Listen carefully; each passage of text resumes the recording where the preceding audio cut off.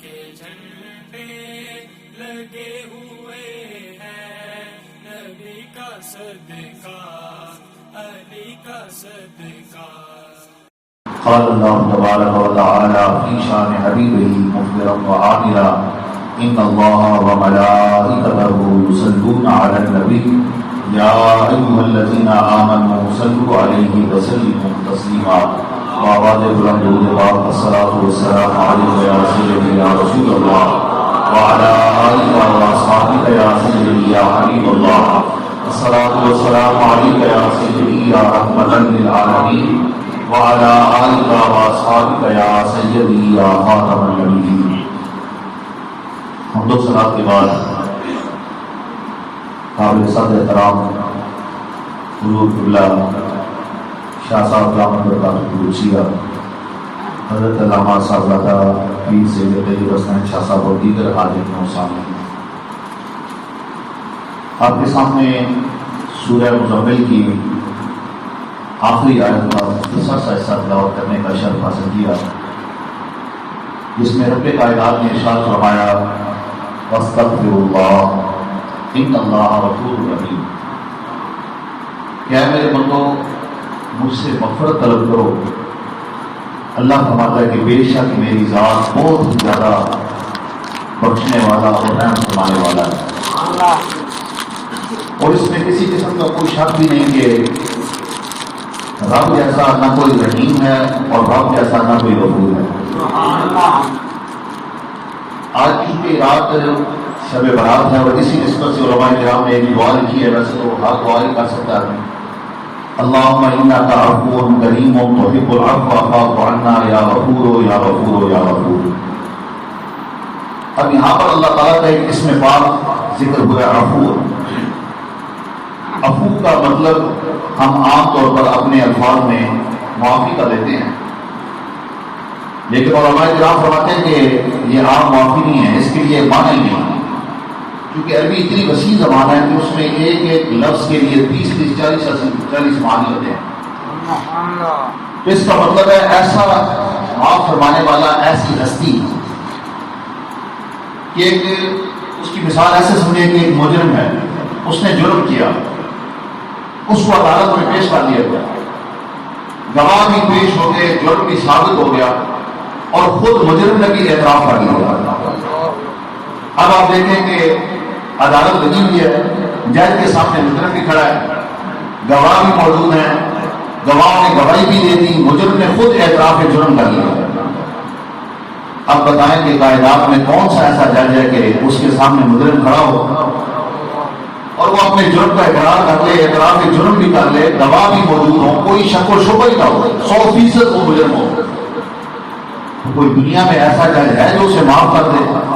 لیکن میرے رب کی بارگاہ ایسی بات بارگاہ ہے کہ اللہ فرماتا ہے کہ جب ایسا بندہ کہ جس کے گواہ بھی موجود ہوں گے، خود جسم کے آزاد گواہی دیں گے اور وہ خود بھی اعتراف سے جرم کر لے گا، تو پھر بھی میرا رب فرمائے گا جا میرے بندے میں نے تجھے معاف کر دیا، جا میرے بندے میں نے اپنے کرم سے تجھے معاف کر دیا، باقی کے قابل تو نہیں تھا لیکن عفو میری ذات ہے، میں نے تجھے معاف فرما دیا۔ یہ وہ ذات ہے، میرے رب کی وہ کریم ذات ہے۔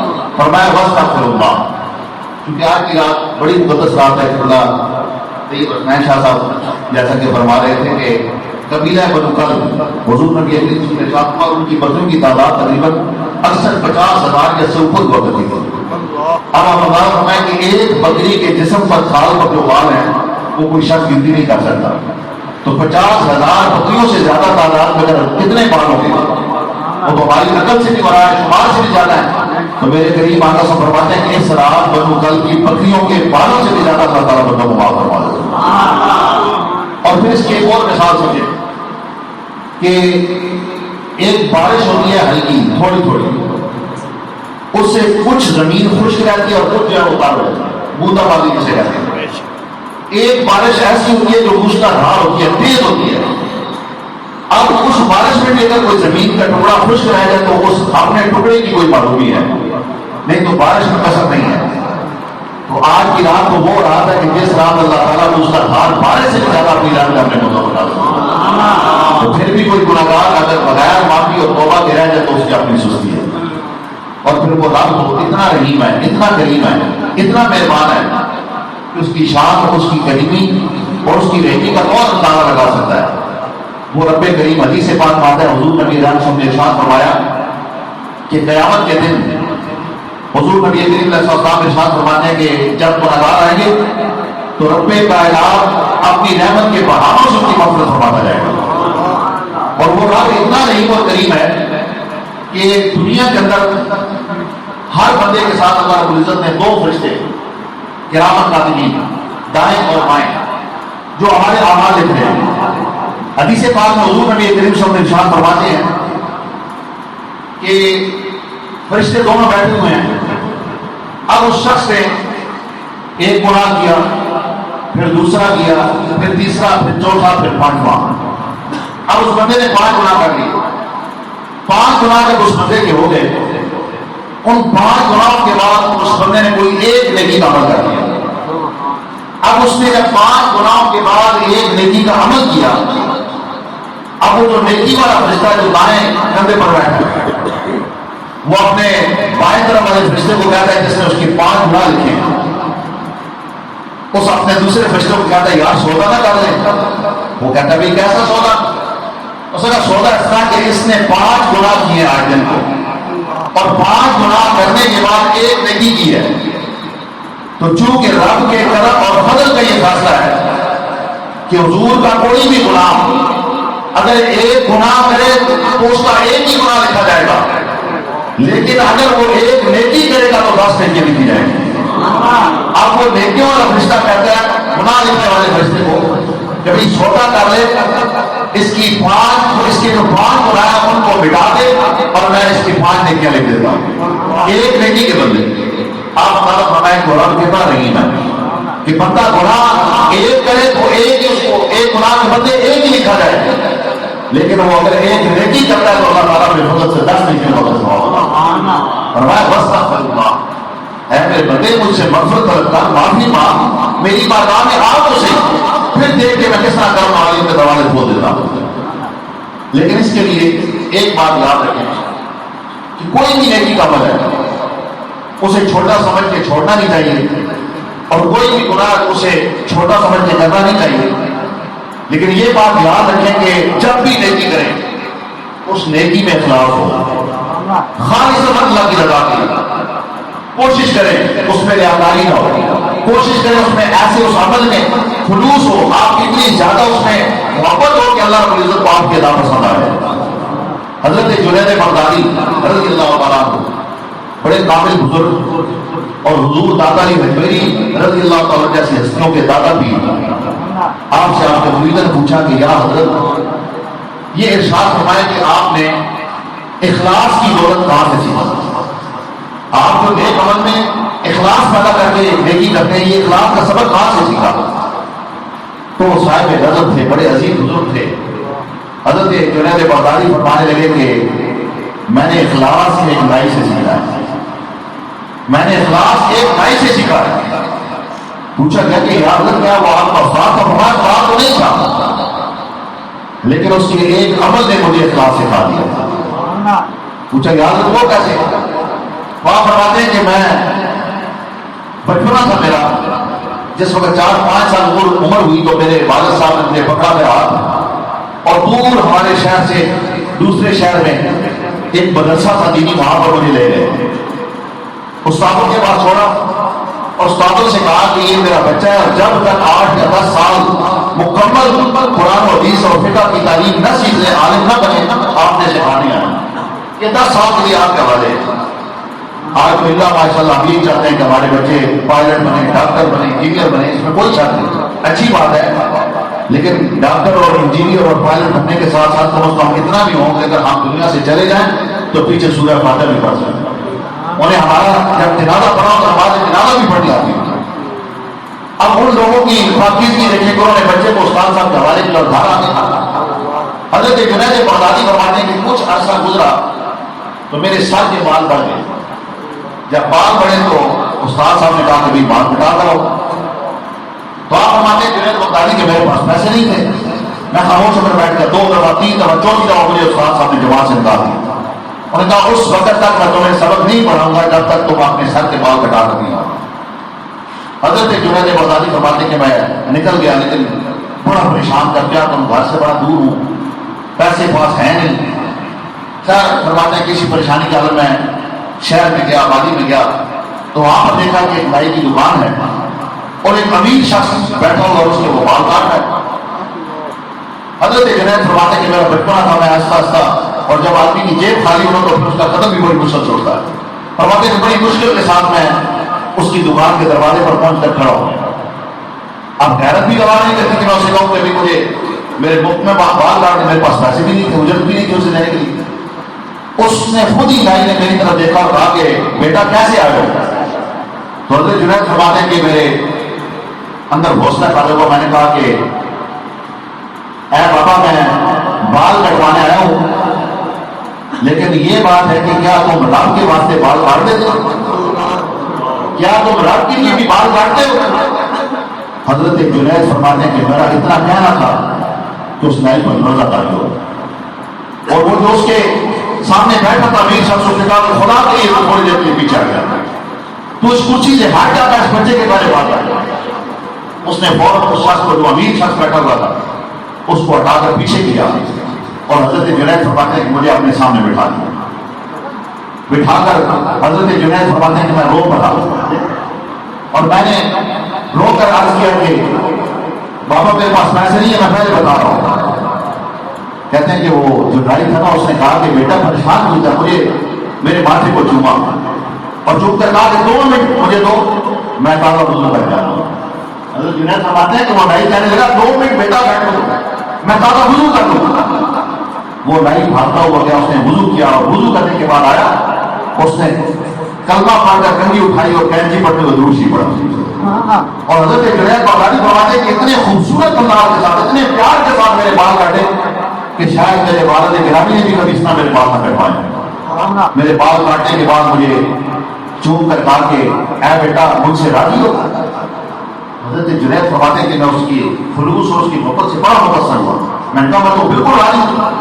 کہا اچھا بیٹا راضی ہو تو پھر میرے ساتھ وعدہ کرو کہ مجھے اس راضی ہونے پر مجھے اجرت بھی دو گے۔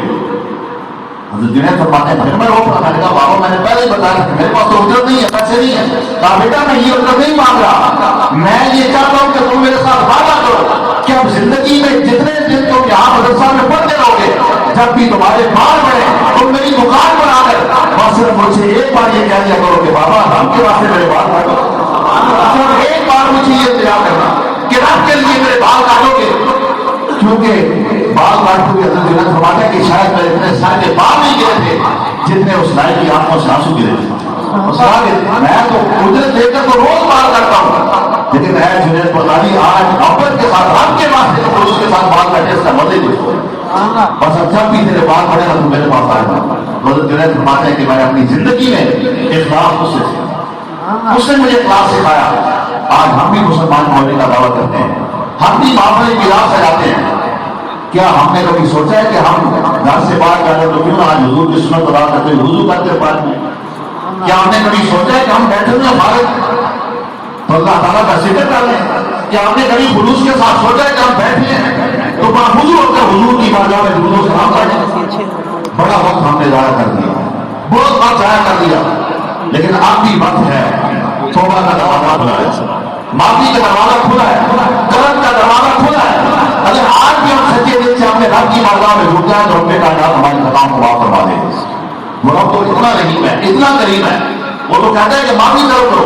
اب آپ دیکھیں کہ کوئی شخص ہو، مانگنے والا فقیر ہو، سائل ہو، اور وہ غریبے سے گزر رہا ہو اور وہ صدا لگا رہا ہو، کبھی بھلا ہو، سبزیوں کا بھلا ہو، تمہارے گھر آباد میں مجھے خیر دو، مجھے خیرات دو، مجھ بنتے کی جھولی بھرو۔ اب وہ لوگوں کے گھروں سے گزر رہا ہے، صدا لگا رہا ہے، جس کے پاس جتنا ظرف ہے، جس کے پاس جتنا اللہ نے اسے دیا ہے، جتنا اسے اللہ نے طاقت دی ہے، وہ اللہ کی رضا دی اس کی خدمت کرے گا۔ بعض لوگ نہیں بھی دیں گے، بعض اسے جھٹکیں گے، لیکن آپ اندازہ فرمائیں کہ یہ تو فقیر کی بات ہے نا، سائل منگے کی، تو جب خود سخی باہر آ جائے دروازے سے اور اپنے مال کو بے شمار مال ہو، اس کا ڈھیر لگا کر آواز دے کہ آؤ فقیروں تم میرے گھر سے لے لو، تو پھر اندازہ فرماؤ تو سخی کتنی فقیروں کی جوڑیاں بتاؤ.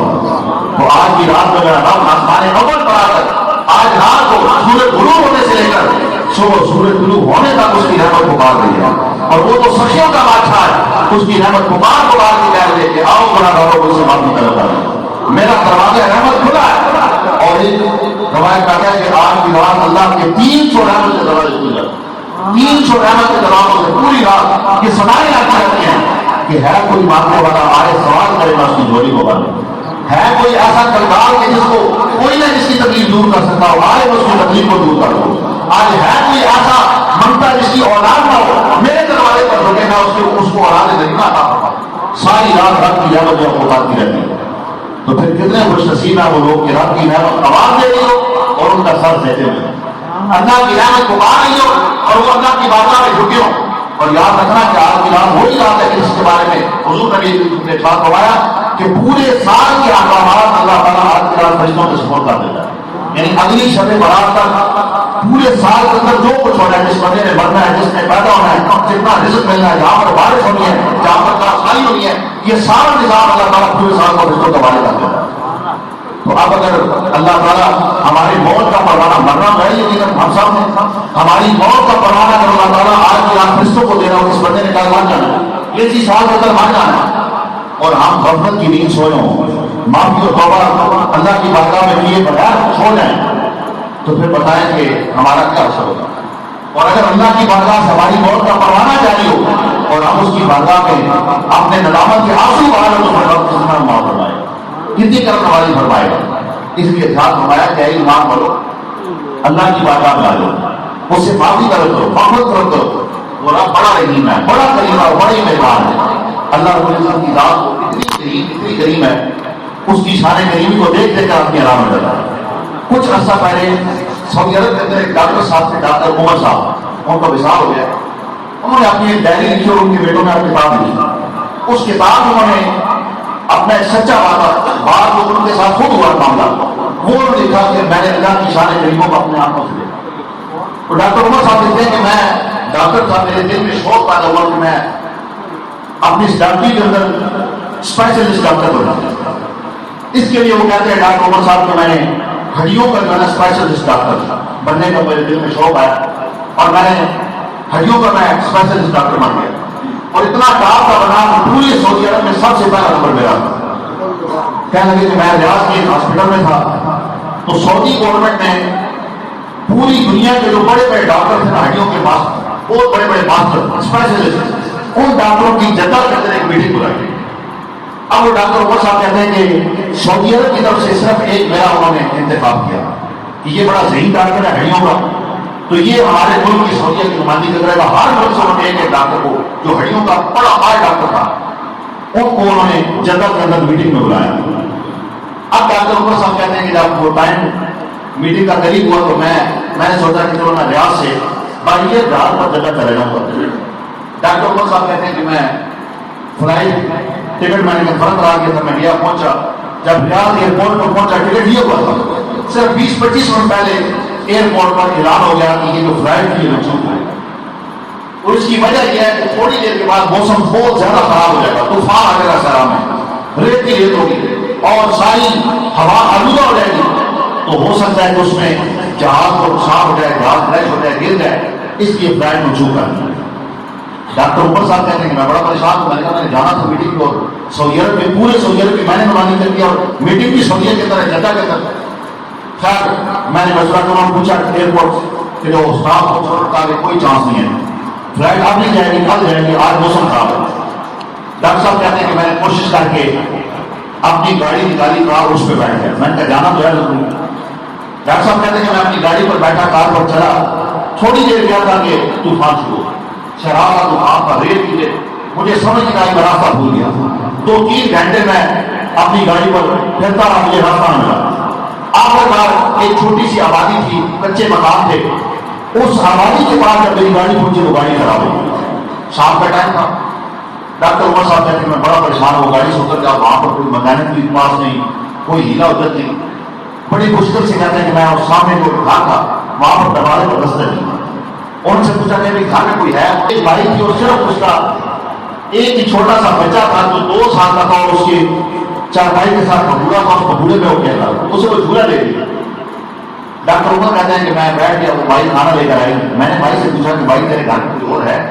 اس نے کہا کہ بیٹا میرا ایک بیٹا تھا، بڑے بہت تھی، وہ ایکسیڈنٹ میں فوت ہو گئی، یہ انہیں کا بچہ ہے، میرا پوتا، یہی میرا کچھ سرمایہ ہے۔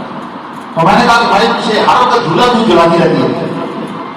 تو وہ بھائی کہہ رہی تھی کہ بیٹا کیا بتاؤں کہ بچپن سے ہی اس کو ہڈیوں کی بڑی سخت تکلیف ہے، یہ ہڈیوں کے مرض میں مبتلا ہے، اور اس کا میں نے بڑا علاج کرا، جہاں تک قریب ڈاکٹر سنے، حکیم سنے، ان کے پاس لے گئی، اسے آرام نہیں آیا۔ اور مجھے لوگوں نے مشورہ دیا کہ ریاض کے اندر ایک بہت بڑا ماہر ہے ڈاکٹر ہڈیوں کا، جس کا نام عمر ہے، اگر وہ ڈاکٹر اس کا علاج کرے تو یہ بالکل ٹھیک ہو جائے گا۔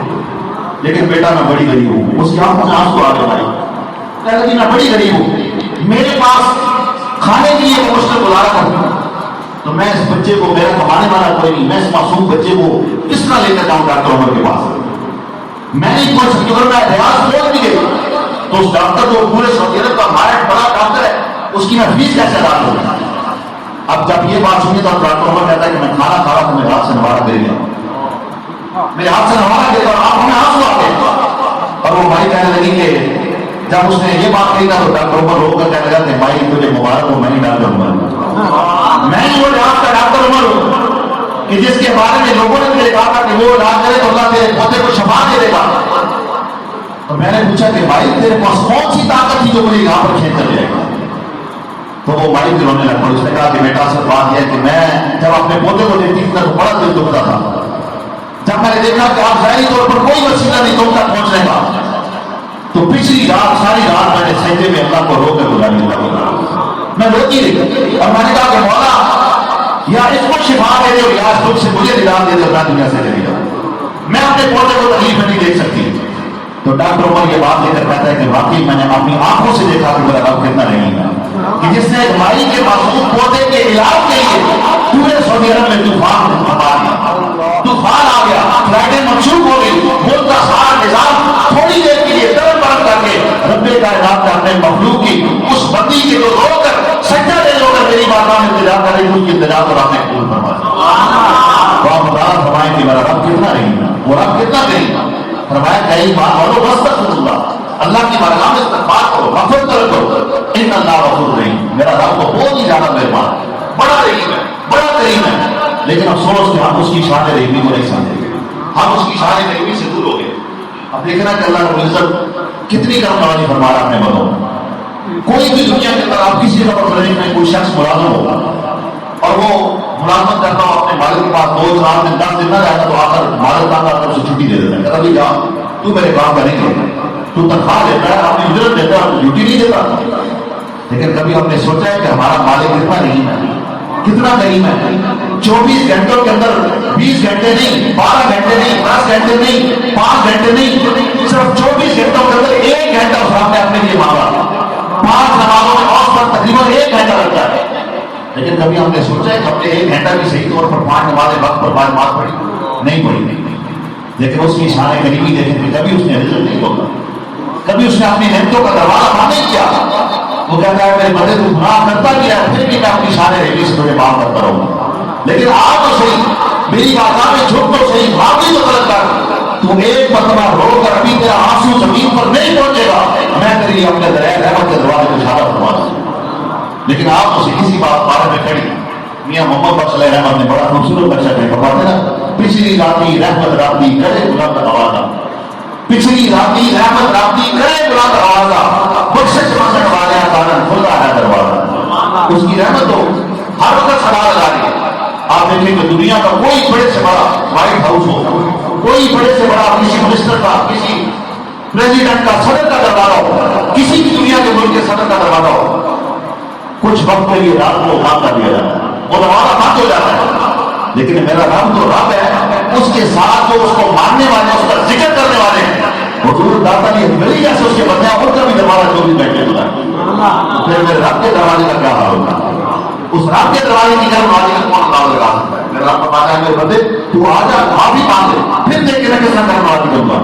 لیکن افسوس ہم نے اپنے رب کے در کو چھوڑ دیا، اور اس دروازے تک پہنچنے کے لیے ضروری ہے کہ حضور علیہ السلام کی اتباع کی جائے، کرنی والے آقا صلی اللہ علیہ وسلم کی سنت کو اپنایا جائے اور حضور علیہ السلام کا اتباع کری تو پھر ہمارے لیے یقیناً یہ کائنات کے اندر ہر چیز ہمارے لیے مسفر ہو جائے گی. حضرت مولانا شیخ قرآن اس لیے ساتھ فرماتا کہ ہے غافل انسان ہے غافل بندے تو کتنا غافل ہے, تجھے پتہ ہی نہیں, تو دنیا کے معاملات میں پھر رہا ہے, دنیا کے حساب و کتاب میں, اور ہو سکتا ہے کہ جو کفن تجھے پہنایا جائے وہ دکان بازار میں دکان پر بکنے کے لیے آ جائے, وہ تھام تیرا پھول کیا ہو بازار میں, وہ دکان میں پڑا کفن جو تجھے پہنایا جانا ہے, اور تجھے موت کی پرواہ ہے, تجھے پتہ ہی نہیں کہ تجھے اپنے مالک کے دروازے میں جانا ہے. تو خوش نصیب ہے وہ لوگ جو مرنے سے پہلے موت کی تیاری کر لیتے ہیں. لیکن اس کے لیے ایک بات ضروری ہے کہ حضور نبی کریم علیہ السلام کی اتباع اور اپنے رب کی بارگاہ میں معافی. جس نے اللہ کے دربار میں معافی مانگی اور حضور کی سنت کو, حضور کے اتباع کو اپنا لیا. میرے قریب آقا صلی اللہ علیہ وسلم جب مکہ مکرمہ سے مدینہ منورہ حضور سے تشریف لائے ہجرت فرما کر, تو ابھی ابتدائی دن حضور صلی اللہ علیہ وسلم مدینہ پاک آمد میں میرے قریب آقا صلی اللہ کی عادت مبارکہ تھی کہ آپ نماز سے فارغ ہو کر صحابہ کرام کو مسجد نبی میں بٹھا لیتے اور انہیں دین کی تبلیغ کرتے, انہیں دین کے مسائل بتاتے. اب جب کیونکہ ابتدائی دور میں مدینہ پاک میں یہودیوں کا زور تھا تو یہودیوں نے اپنا ایک یہودی ایجنٹ, ایک جاسوس بھیجا کہ جاؤ اور مسجد نبی میں دیکھو کہ حضور صاحب اپنے صحابہ کو کس چیز کی تعلیم دیتے ہیں. اب وہ یہودی جو تھا پہلی مرتبہ مسجد نبی میں حضور کی محفل میں وہ یہودیوں کا ایجنٹ جو تھا جاسوس بن کر آ کر بیٹھا. اب جب وہ بیٹھا حضور نبی کریم صلی اللہ علیہ وسلم قرآن کی تعلیمات حدیث مبارکہ اور اپنی سنت کی تعلیمات بتا فرما رہے تھے, تو میرے قریب آقا سمجھ تعلیمات دیتے رہتے. آپ نے ارشاد فرمایا کہ جب بھی کوئی چیز کھانے پینے لگو تو حضور صلی اللہ علیہ وسلم ارشاد فرمایا کہ اسے دیکھ لو, روشنی میں دیکھ لو کہ اس میں کوئی ایسی چیز ہو جو تمہیں نقصان دے گا. اب مجلس حضور نبی کریم صلی اللہ علیہ وسلم کی محفل پاک مجلس ختم ہو گئی, وہ یہودی جاسوس فارغ ہو گیا. جب گھر چلا گیا رات ہو گئی, اس نے اپنی بیوی کو کہا پانی لاؤ پینے کے لیے. پانی لائی تو چراغ بجھا ہوا تھا, اب چراغ جو بند تھا اندھیرا تھا. اس نے کہا چلو یہ تو ہم مانتے ہیں کہ ہم نے ان کا کلمہ نہیں پڑھا لیکن ہمیں یہ بھی پکا یقین ہے کہ وہ جھوٹ بھی نہیں بولتے. اس نے اپنی بیوی سے کہا کہ چراغ تو جلاؤ. اب جب اس نے چراغ جلایا تو پانی کا پیالہ اس نے دیا تھا اپنے خاوند کو. اس نے جب چراغ آگے کر کے روشنی پہ دیکھا تو اس پانی کے پیالے کے اندر بچھو تھا, اس کے اندر بچھو تھا. اس نے فوراً وہ پیالہ رکھ دیا. اس کی بیوی کہتی ہے ٹھہر جاؤ میں تمہیں اور پانی دوں. اس نے کہا ٹھہر جا, پانی بعد میں پورا پھیل میں حضور کا کلمہ پڑھ پہلے کا حضور کا کلمہ پڑھ. اس کی بیوی نے کہا کیوں؟ اس نے کہا جس نبی کریم صلی اللہ علیہ وسلم کی ایک بات ماننے سے میری جان بچ گئی ہے, اگر حضور کی ساری باتیں مان لوں تو پھر مجھے کتنا بتا ہوگا. اگر حضور کی ہر سنت پر عمل آپ کو ہمیں اللہ تعالیٰ کتنی شاید عطا فرمائے. تو اس لیے محترم ساتھیوں, آج کی یہ رات بڑی برکتوں والی رات, رحمتوں والی رات, اللہ رب العزت کی عنایات والی رات ہے. ہمیں چاہیے کہ انسان خطا کار ہے, گناہ ہوتے ہیں, ہر قدم پر گناہ ہوتے ہیں, لیکن ان گناہ پر ازالہ یہی ہے جب اپنے رب کی بارگاہ میں سچے دل کے ساتھ جھک کر اللہ رب العزت حضور اپنے گناہوں کی اپنی سابقہ غلطیوں کی معافی طلب کر کے آئندہ کے لیے رب سے یہ وعدہ کرے کہ یا رب کائنات اے میرے مولا تیری توفیق سے آپ کو کچھ بھی نہیں.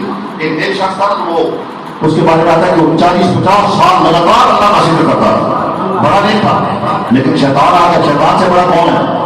یہ تو بڑا سوال ہے.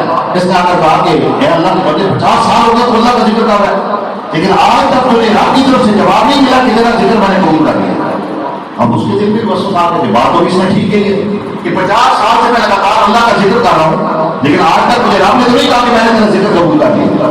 یہ خیال آنا ہی تھا کہ رب نے رحمت کا دروازہ کھولا اور آتا میں رحم سوال ہے کہ اے میرے بندے اس لیے ان کی باتوں میں نا یہ شیطان ہے, تو کون ہوتا ہے میرا ذکر کرنے والا؟ میں نے تیرا ذکر قبول کیا تو کبھی تو میرا ذکر کر رہا ہے, اگر قبول نہ ہوتا تو کون ہوتا میرا ذکر کرنے والا؟ میری توفیق سے تو ذکر کر رہا ہے. اس لیے پہلے ساتھیوں میں چاہیے کہ رب کی بارگاہ میں آج کی رات سچے دل سے دعا کریں کہ یا اللہ ہمارے ساتھ غلطی گناہوں کو معاف فرما کر آئندہ کے لیے ہمیں کثرت کے ساتھ یہ توفیق عطا فرما کر تیرا ذکر اور تیرے محبوب نبی کریم علیہ السلام کی سیرت اور سنت مبارکہ کے مطابق اپنی زندگی گزارے. اللہ رب العزت کی پاک اور اعلیٰ بارگاہ میں دعا ہے کہ اللہ تعالیٰ ہم سب مسلمانوں کو صحیح معنوں میں حضور نبی رحمت صلی اللہ علیہ وسلم کے نقش قدم پر چلنے کی توفیق عطا فرمائے. وآخر دعوانا ان الحمدللہ. کرم کے جھنڈے لگے ہوئے ہیں, نبی کا صدقہ, علی کا صدقہ.